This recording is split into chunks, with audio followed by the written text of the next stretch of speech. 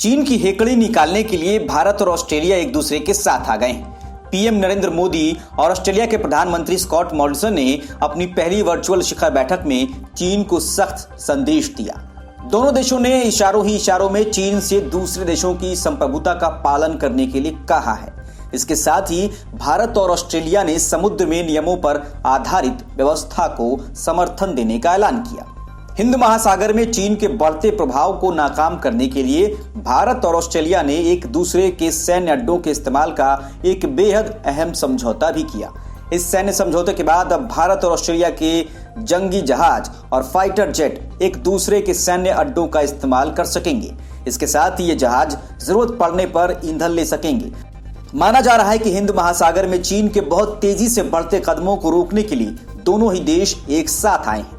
भारत ने इसी तरह का एक समझौता अमेरिका के साथ किया हुआ है। हालांकि चीन भले ही ऑस्ट्रेलिया के निर्यात का सबसे बड़ा खरीदार हो, लेकिन दोनों ही देशों के बीच इन दिनों तलवारें खिंची हुई है। आलम यह है कि विश्व स्वास्थ्य संगठन की बैठक के दौरान यूरोपीय यूनियन के प्रस्ताव का समर्थन देना चीन को इतना नागवार गुजरा कि उसने ऑस्ट्रेलिया को अमेरिका का कुत्ता करार दे दिया। इतना ही नहीं, चीन ने ऑस्ट्रेलिया पर करीब 80% आयात शुल्क लगाने का ऐलान भी कर दिया है। इससे पहले चीन ने ऑस्ट्रेलिया के 4 बूचड़खानों से बीफ के आयात पर लेबलिंग के मुद्दे पर प्रतिबंध लगा दिया था। वर्चुअल शिखर बैठक के दौरान पीएम मोदी ने चीन को लक्ष्य करके कहा कि भारत ऑस्ट्रेलिया के साथ अपने संबंधों को व्यापक तौर पर और तेज गति से बढ़ाने के लिए प्रतिबद्ध है।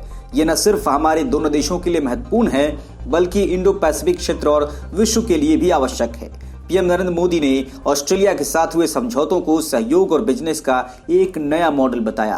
पीएम मोदी ने कहा कि ऑस्ट्रेलिया के साथ संबंधों को बेहतर बनाने का ये सबसे अच्छा समय और मौका है। हिंद महासागर में अपने साझा शत्रु चीन की नापाक चाल को विफल करने के लिए अब भारत और ऑस्ट्रेलिया इस समझौते के जरिए साथ आ गए हैं। दोनों देशों ने एक दूसरे के सैन्य ठिकानों का इस्तेमाल करने का एक समझौता किया है। इस समझौते का फायदा ये होगा कि भारत अंडमान निकोबार द्वीप समूह में स्थित अपने नौसैनिक अड्डे का इस्तेमाल करने की सुविधा ऑस्ट्रेलिया को देगा। दूसरी ओर ऑस्ट्रेलिया इंडोनेशिया के पास स्थित अपने कोकोस द्वीप समूह पर स्थित नेवल बेस को भारत के लिए खोल देगा।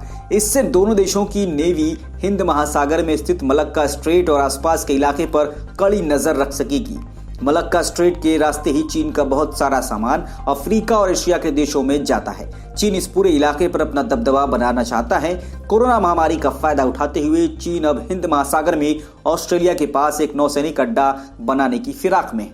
चीनी ड्रैगन ने इसके लिए अब कोरोना से लड़ने की मदद के नाम पर सोलोमन आइलैंड और पापुआ न्यू गिनी पर डोरे डालने शुरू कर दिए।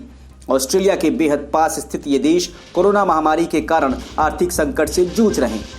इन दोनों देशों को चीन मदद देने के नाम पर कर्ज के जाल में फंसाना चाहता है। विश्लेषकों का मानना है कि चीन अपने इस नेवल बेस के जरिए ऑस्ट्रेलिया और उसके सहयोगी अमेरिका पर कड़ी नजर रखना चाहता है। Report news of India.